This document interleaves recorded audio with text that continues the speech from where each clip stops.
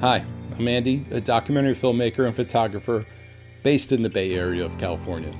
And most of the time I'm telling other people's stories through documentaries, mini docs, and branded projects.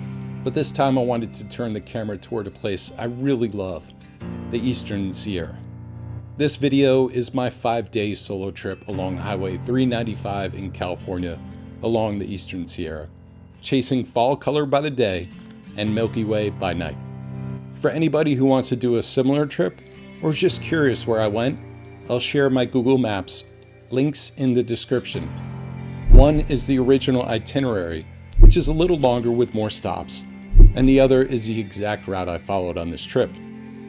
What really blew my mind was that for 5 straight days, there wasn't a single cloud in the sky, except for this one little band of clouds way off to the far east, probably over Nevada.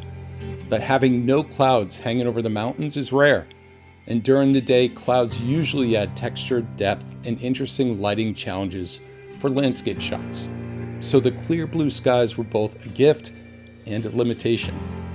But the evenings were perfect for astrophotography, just clean, clear skies.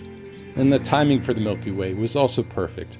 The core was only visible from 7:30 to 9:15 in the evenings, so I didn't have to stay up all night, and I could still get up early for sunrise on the peaks. The Eastern Sierra is one of my favorite places in California. The barrenness, the solitude, and the sheer amount of beauty out there are hard to beat. So let's head out along Highway 395 and see what those 5 days in the Eastern Sierra look like.